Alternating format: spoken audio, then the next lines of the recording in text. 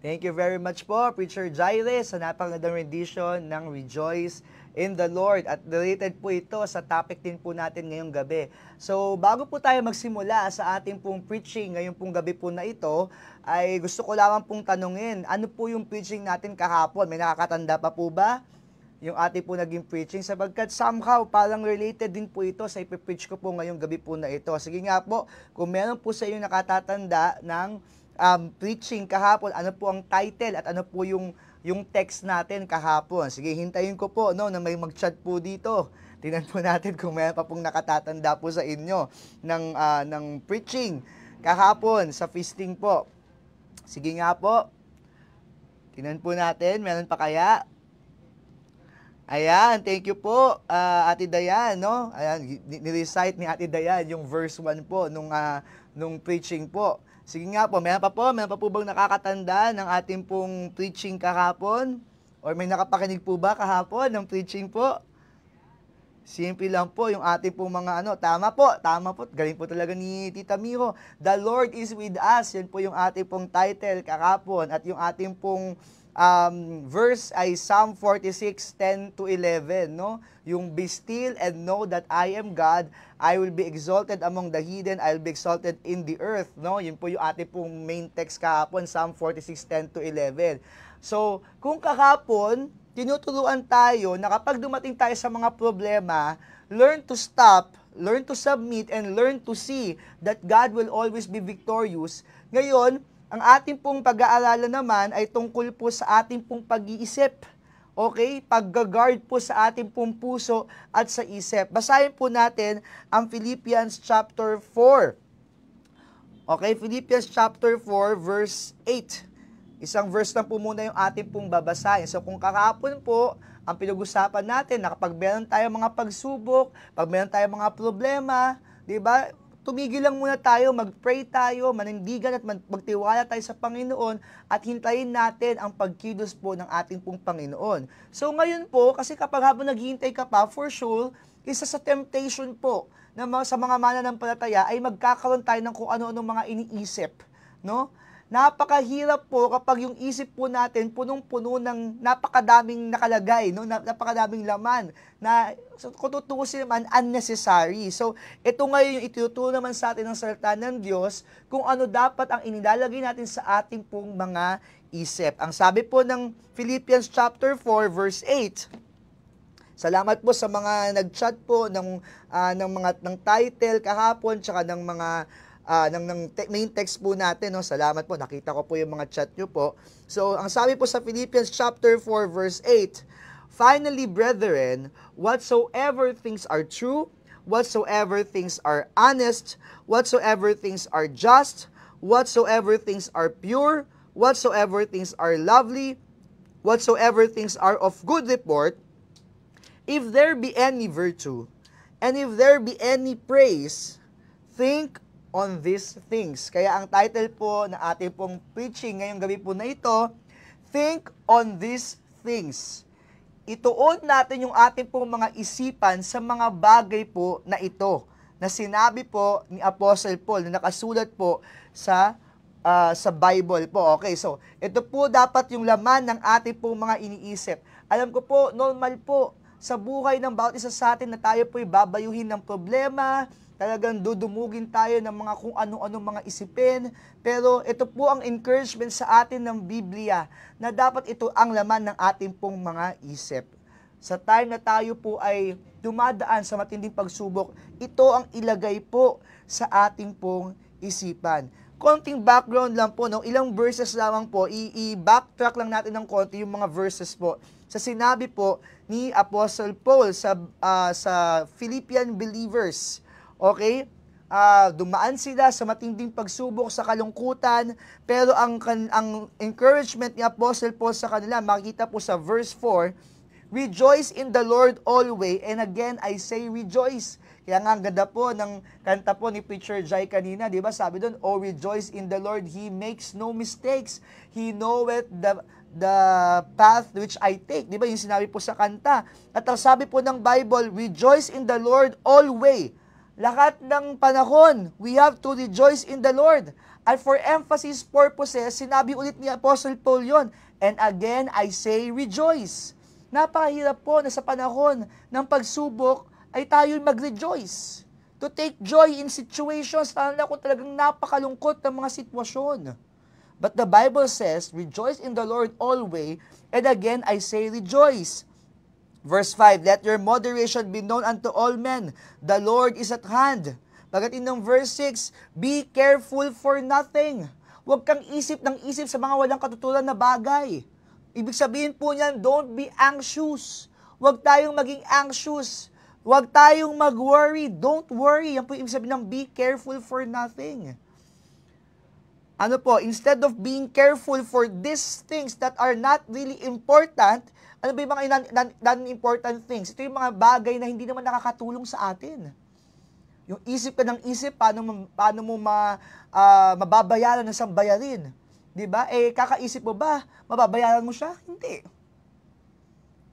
Sabi ng Bible, be careful for nothing, but in everything, by prayer and supplication, with thanksgiving, let your requests be made known unto God. Yan po ang sinasabi po ng Bible, na instead of worrying, why don't you pray? Sa lahat ng bagay, by prayer and supplication, matuto pa rin tayo magpasalamat sa Diyos at dalhin natin yung ating mga requests sa harap po ng Panginoon. At alam niyo po, ang sabi ng Bible sa verse 7, and the peace of God, which passeth all understanding, shall keep your hearts and minds through Christ Jesus. Imagine that. Worry ka ng worry. Ang sabi ng Bible, go down, kneel down, and just pray. Thank the Lord, and let your request be made known unto God. And that is the power of prayer. Na after mo ilakad sa Panginoon yung lahat ng emotions mo, after mo ilakad sa Panginoon lahat ng pangangailangan mo, after mo sabihin sa Panginoon lahat ng nararamdaman mo, ang sabi ng Bible, and the peace of God which passeth all understanding. This is the kind of peace that you cannot understand, but anyway, ibinibigay sa atin ng Diyos. Alam niyo po, yung napakagulo ng paligid, pero meron tayong kapayapaan. That is the peace of God that passeth all understanding. Defies logic. Yung pong ibig sabihin niyan, it defies all logic. Sabi dyan, this kind of peace that comes from God shall keep our hearts and minds through Christ Jesus. At habang ibinibigay sa atin ng Panginoon itong kapayapaan na to, ito ngayon ang advice ni Apostle Paul. Finally, brethren, kasi alam niyo po, pag tayo po'y nanalangin, nandun yung kapayapaan. Pero kapag hindi mo naprotekta ng isip at puso mo, pwedeng dumugin ka ulit ng mga napakaraming pag-iisip o isipin. Pwedeng bumalik ka ulit sa pag-worry. Kaya ang sabi ni Apostle Paul, since nakatanggap na tayo ng peace that passeth all understanding, it keeps our hearts and minds through Christ Jesus. Finally, brethren, whatsoever things are true, whatsoever things are honest, whatsoever things are just, whatsoever things are pure, whatsoever things are lovely, whatsoever things are of good report, if there be any virtue, and if there be any praise, dyan daw po tayo mag-focus. Think on these things. Kaya my dear brethren, my dear brothers and sisters, habang pinapakinggan po natin itong mensahe na to, kung kayo po ay dumadaan sa pagsubok, ang una ko pong payo po sa inyo na nakalagay po sa Biblia, manalangin po muna tayo. Let us make our request be made known unto God. Let us give our request, our prayers to God. I-request natin sa Panginoon ang solusyon sa ating po mga problema. Lumapit po tayo sa Panginoon. Let us come to Jesus. He will give us rest. He will give us the peace of God that passeth all understanding. And after we pray, di ba? We have to have faith in the Lord Jesus Christ. Hindi ka lang basta magpe-pray. Apply your faith. Ganyan yung message natin kahapon po eh. Di ba? Be still. Learn to stop. Learn to submit. Hayaan mo Panginoon ang kumilos. And then learn to see the operation of God. And you know what? Habang naghihintay tayo sa sagot ng Panginoon, ito ang mga bagay na dapat nilalagay natin sa ating pong mga isipan. Unang-una po, konti lang naman po itong points po na ito. 7 po ang points natin ngayong gabi po na ito, no? 7 points lamang po, pero hindi naman po tayo magpapakatagal because very straightforward naman po ang sinabi po ng salita ng Diyos. Una po, ang sabi doon, whatsoever things are true. Ang mga bagay na makatotohanan. Ito po ang unang-unang iniligay sa listahan. Kaya nga pwede kong tawagin din po na itong verse 8 na ito yung Christian list.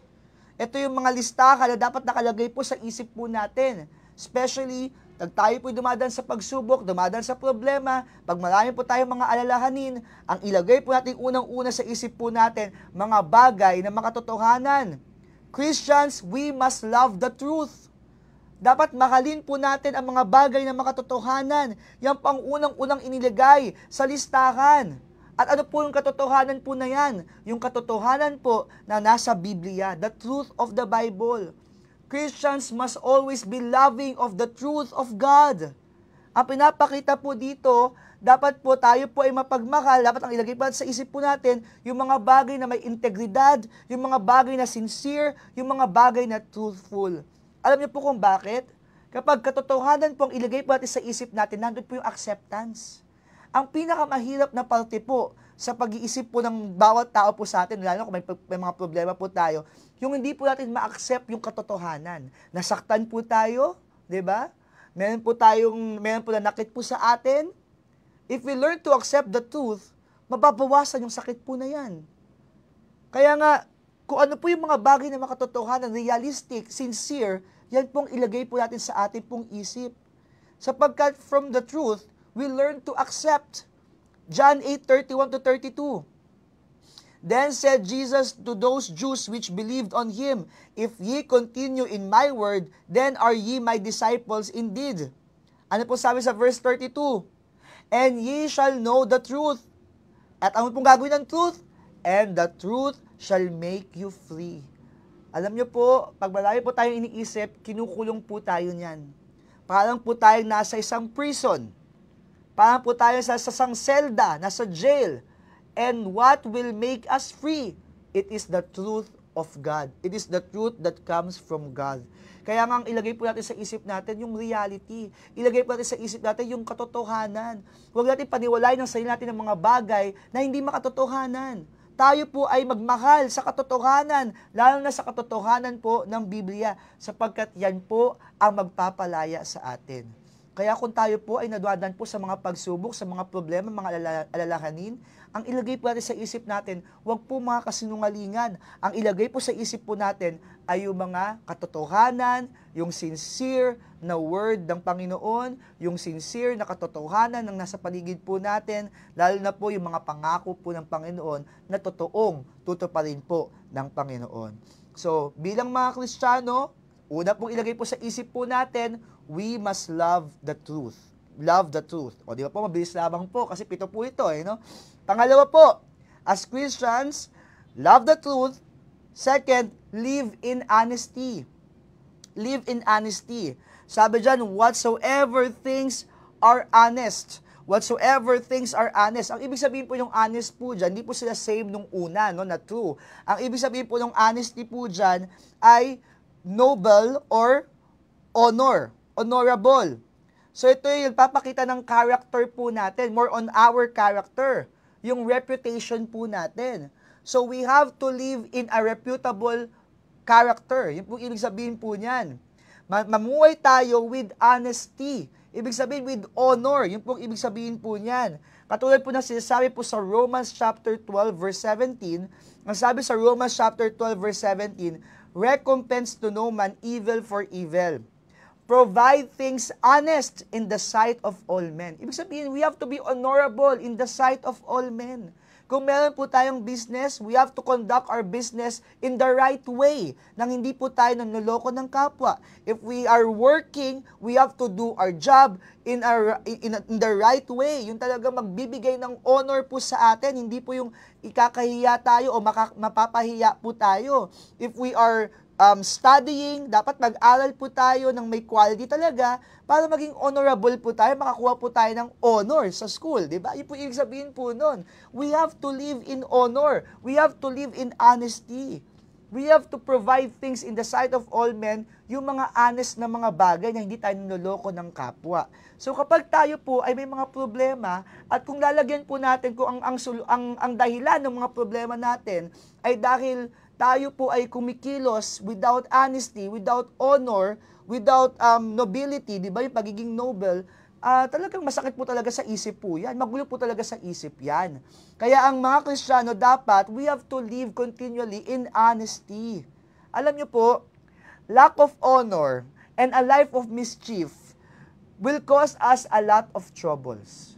Kapag alam niyo mo yung mga diskarte sa buhay na hindi nataliwas po sa tinuturo ng Biblia, talaga magbibigay sa atin ng maraming problema. Kaya ang encouragement po natin sa devotion, sa preaching po na ito, ang ilagay po sa ating buhay, ang ilagay po sa ating isip, yung mga bagay po na magbibigay ng honor sa atin. Yung mga bagay po na magpapakita ng maayos na character po natin sa harap ng mga tao. Sapagkat kung ang mga tao, di ba, kahit awayin tayo ng mga tao sa paligid po natin, kung honorable tayo, you cannot be put down. You cannot simply put a good man down. Sabi nga, di ba? If we are doing our things good and pleasant in the sight of God, di ba, magtiwala tayo sa Panginoon. Huwag ka na mag-worry. Hayaan na natin yung mga nasa paligid natin. Basta tama ang ating pamumuhay. Basta we are doing our best in this life, di ba? Our ministries, our work, our study, our business, di ba? In our family, nang wala tayong aapakan, nang wala tayong sinisira, di ba? So yun yung mga bagay na yan, we have to live in honesty. Ilagay po natin sa isip natin yung mga bagay na nagpapakita ng magandang character po sa atin. At alam niyo po, yan ay magpapanatili po ng peace ng Panginoon na nasa atin po. Okay, as Christians, we must love the truth. As Christians, we must live in honesty. Number 3, as Christians, we must lead a just life. Ang ibig sabihin po nun, sabi dito, whatsoever things are just, we have to think on these things. Mga bagay na just. Ang pinapakita po niyan, yung righteousness. We have to live in righteousness. Kapag tayo po namuhay po sa kasalanan, huwag na tayo mag-expect na magandang buhay. Pag tayo po namuhay po sa taliwas sa kalooban ng Panginoon, huwag na tayo mag-expect na mapayapang buhay. If we live in sin, expect that our life will be chaotic. Expect that our life will be problematic, no? Yan na po expect po natin kapag tayo po namumuhay sa kasalanan, pag tayo po namumuhay nawala sa kalooban ng Panginoon. Kaya nga po, kung tayo po lalapit sa Panginoon, tayo po magre-repent, di ba? At i-correct po natin ang ating pong landas sa harap ng Panginoon, kung tayo po magpapakorek sa ating pong Panginoon, at susunod ulit sa kalooban niya, huwag na tayo mag-worry. Let's just lead a just life, a righteous life. Anyway, our God is not just a God of second chances. Our God is the God of many chances. Ang sabi po sa Matthew 6:33-34, but seek ye first. O, teka po, basahin po natin siguro mula verse ang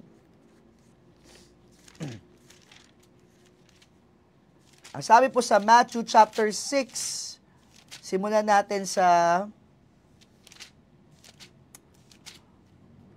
verse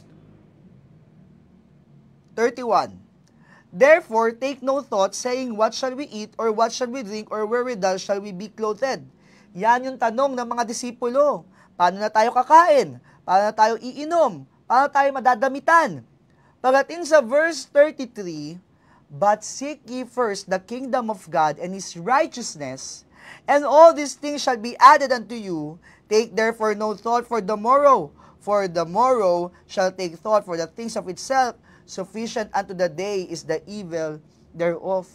Ang sabi po ng salita ng Diyos, instead of you worrying about many things in your life, ang sabi ng Bible, unahin mo ang Panginoon.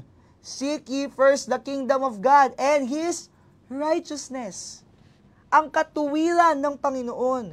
Kaya nga we have to walk justly. We have to live a just life, lead a just life. Dapat maging just po tayo sa harap ng Panginoon. Para alam nyo po, di ba, ma-provide po yung mga pangangailangan natin. Ito po yung requirements para po ma-provide po yung mga pangangailangan natin. Seek ye first the kingdom of God and His righteousness. Unahin po natin ang Panginoon. Mamuhay po tayo ng tama. Kaya kung tayo po yung nasa problema po at parang hindi tayo, di ba, kulang tayo sa provisions, parang hindi napapakinggan yung ating po pangalangin, baka may kasalanan tinatago po sa ating po mga puso. So, it's about time na mapakinggan po natin ang mensahe po na ito at ang ilagay po sa isip natin, di ba, sa puso natin, na mamuhay na po tayo ng tama upang, alam niyo po, yung mga problema natin, mga alalahanin natin, ay mawala na po sa ating pong mga buhay. Yes, lagi lang naman nandyan yan, pero yung peace ng Panginoon magtatagal po sa ating pong mga puso at isipan. We have to lead a just life. Okay, so, as Christians, we must love the truth. As Christians, we must live in honesty. As Christians, we must lead a just life. Again, hindi mawawala ang problema. Pero, pwedeng dumating sa buhay ng isang Kristiyano na parang wala kang problema. Bakit? Kasi parang hindi mo lang iniintindi yung problema dahil nandyan ang Panginoon, ang kapayapaan niya, at tama ang pag-iisip mo, at tama ang nasa puso mo habang ikaw ay namumuhay bilang isang Kristiyano. So, nakakatatlo na po tayo. Pang-apat po, ang sabi po ng salita ng Diyos, whatsoever things are pure. Okay? Whatsoever things are pure. Ang ibig sabihin po dyan ng pagiging pure ay clean, modest, pure from carnality, and worldliness. Okay? So, pwede natin sabihin dito yung idea ng consecrated. Okay? Or separated. Separated from the world. Kaya ang ilagay din po natin sa isip po natin, instead of you, di ba, thinking of sin, ilayo natin yung ating pong sarili from worldliness. Ilayo natin ating sarili from things that would steer us away from the will of the Lord. Ang sabi ng 2 Corinthians chapter 6 verses 14 to 18, be ye not unequally yoked together with unbelievers, for what fellowship hath righteousness with unrighteousness, and what communion hath light with darkness, and what concord hath Christ with Belial, or what part hath he that believeth with an infidel? And what agreement hath the temple of God with idols? For ye are the temple of the living God. As God hath said, I will dwell in them, and walk in them, and I will be their God, and they shall be my people. Wherefore come out from among them, and be ye separate. Be ye separate from carnality. Be ye separate from the world. Be ye separate from sin. Saith the Lord, and touch not the unclean thing, and I will receive you, and I will be a father unto you, and ye shall be my sons and daughters, saith the Lord Almighty. Alam niyo po, para manatili po yung peace ng Panginoon sa atin, para patuloy po yung kasiyakan, yung kagalakan ng ating puso, we have to think on these things. We have to labor for purity. Pagpusigilan po natin na maging pure po tayo sa harap ng Panginoon. Yes, this is not something na easy gawin. This is very difficult. Lalo na kung napapaligiran po tayo ng maraming mga temptations. Diba, nandyan po ang kaaway, nandyan po yung ating pong sarili na, diba, nag-e-enjoy sa pleasures ng world. Pero ito, malino po sinasabi ng Biblia, be ye separate. Yan pong sabi ng Panginoon. Huwag tayong let us not be identified with the workers of iniquity. Be pure. We have to strive to be pure. We have to labor for purity. Kasi tayo po mga Kristiyano, we have to be consecrated from the world. And we have to be talagang devoted to our service in the Lord. Yung relationship natin sa Panginoon, sana yan po yung iniisip po natin. And there is peace kapag kasama po natin palagi ang Panginoon, kapag tayo ating inaakap, no, ang presensya ng ating pong Panginoon. So, ano po yung una natin? As Christians, think on these things. Love the truth. Live in honesty. Lead a just life. Labor for purity. Number 5 na po. Number 5, lean on lovely things. Kung saan po tayo dapat nagfo-focus, kung ano po yung niyayakap natin, sana yung mga lovely things, yung mga acceptable things, yung mga pleasing, comforting, and encouraging na mga bagay. Dalawa po yung aspeto po nito eh. Mag-focus tayo sa mga bagay na talagang kaibig-ibig. At tayo din mismo, bilang mga mananampalataya, ang ating pinapakita sana, yung mga bagay din na kaibig-ibig.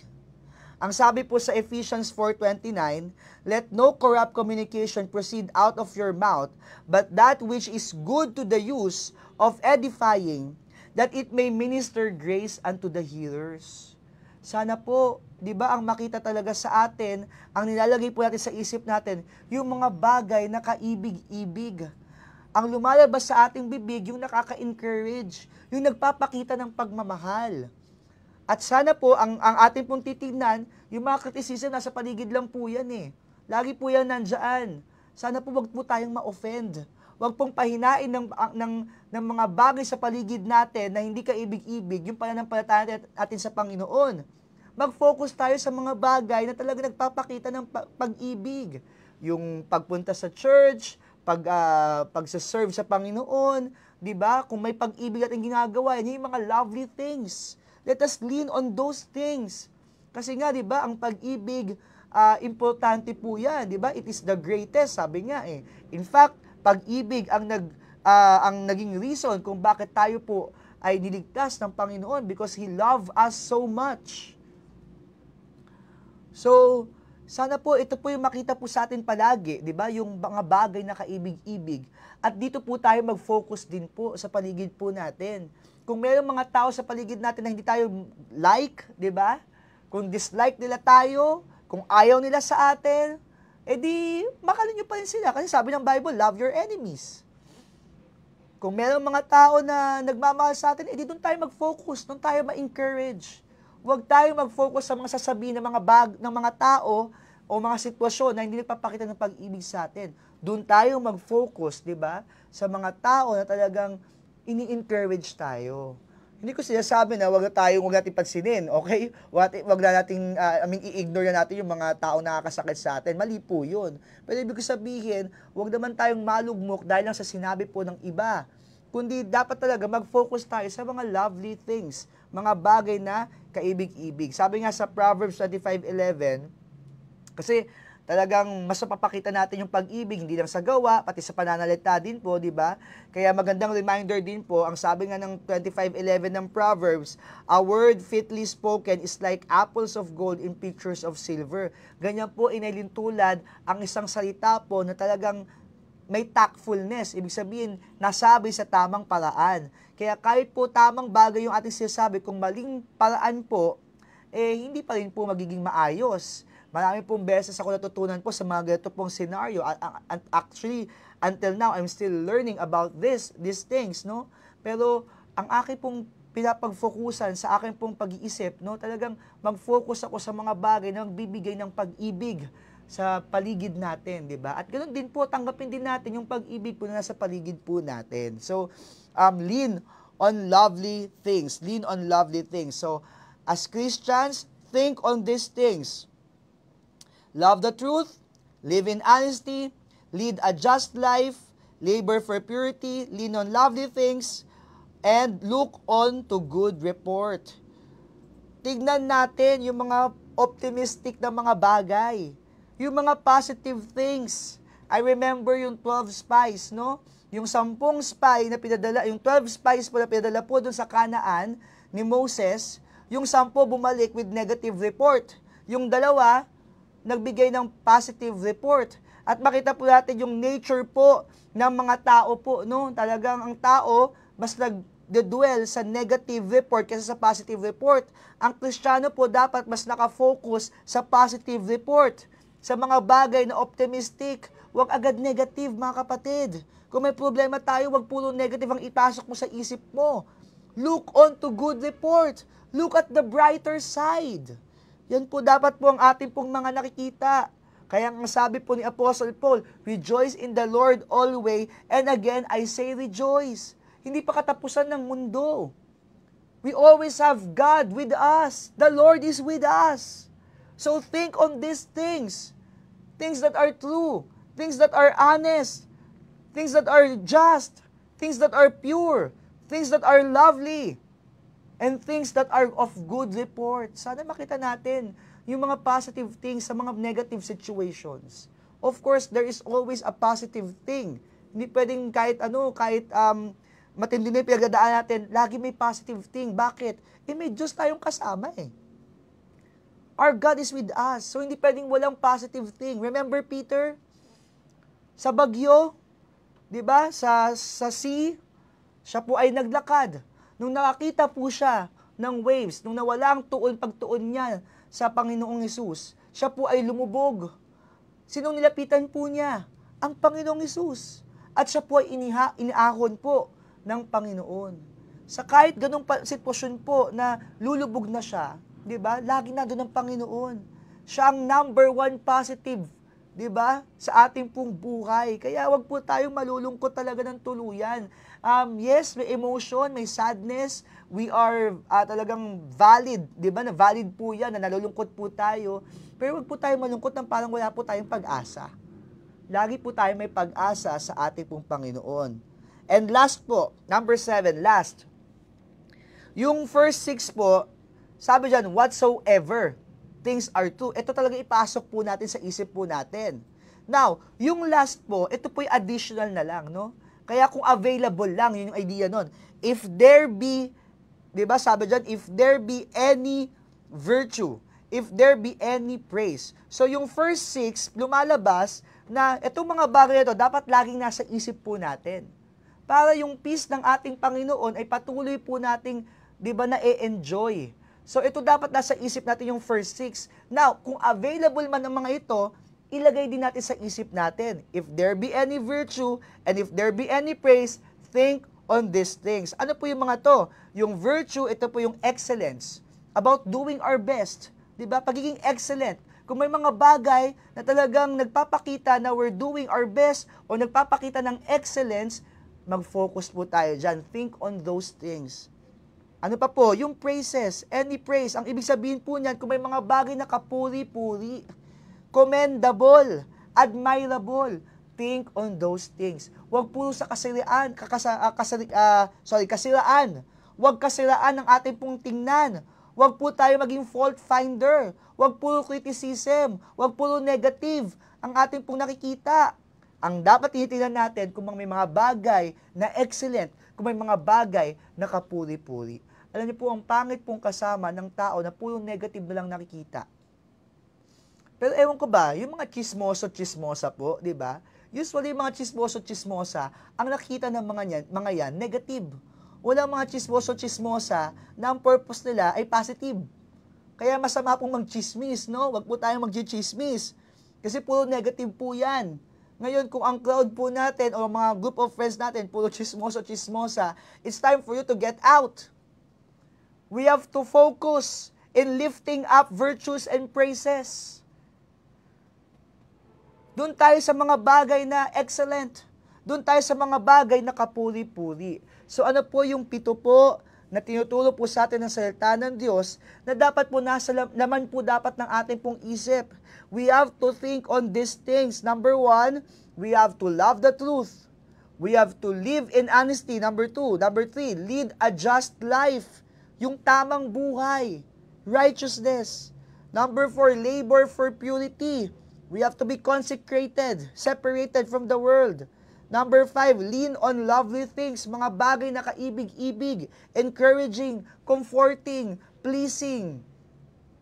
Number 6, look on to good report, mga bagay na positive, optimistic. And number 7, lift up virtues and praises. Dapat yan pong umaangat po sa ating buhay, yung excellence, yung mga bagay na kapuri-puri, upang lalo po natin maitanyag ang pangalan po ng Panginoon. Sana po sa simple po nating pag-aaral ng salita ng Diyos ay nabigyan po tayo ng aral po, no, na sa panahon na tayo po may mga pagsubok, may mga problema, these are the things that you should place inside your mind. Ito po yung mga dapat po nilalagay po natin sa ating po mga isipan. Huwag ka nang mag-worry, huwag ka nang mag-isip ng kung ano-ano. Ito na ang isipin po natin. Mga bagay na totoo, di ba? Things that are true, things that are honest, things that are just, things that are pure, things that are lovely, things that are of good report, at kung may mga virtues and praises, think on these things. Tayo po'y manalangin. Let's pray. Dear Father in heaven, thank you Lord sa aming pong feasting ngayong gabi po na ito. Nawa Panginoon ay maging beneficial po ito sa lahat po na napakinig, Panginoon, at makakapakinig. Nawa Panginoon, ito pong aming pag-aaral na ito ay maging impactful, Panginoon, at talagang applicable po, Panginoon, maging applicable po, lalo na, Panginoon, sa mga dumadaan po sa matinding pagsubok, kalungkutan, problema, Panginoon, na maitama po na lang kanilang mga buhay, lumapit po sila sa inyo, at makasumpong po sila, Panginoon, ng kapayapaan na nanggagaling po sa inyo, at ito po ang ilagay po nila sa kanilang po mga isipan upang patuloy po nilang ma-enjoy, Panginoon, ang buhay po nila na bilang mga Kristiyano. Panginoon, tulungan niyo po ang bawat isa po sa amin sapagkat lagi po namin kayo kailangan, Panginoon. Even our Bishop, Panginoon, we continually pray for him, to strengthen him, to always give him wisdom, O God, and patuloy po siya bigyan ng good health, O God, at kanyang pamilya. Thank you for everything, Lord. We praise you, we honor you. In Jesus' name we pray. Amen and amen. Ayan po, nakatapos na naman po tayo ng isang edisyon po ng Feasting on the Divine Verses. Nawa po, kayo po ay napagpala po ng mensahe po na ito. Magandang gabi po sa ating lahat. God bless us all.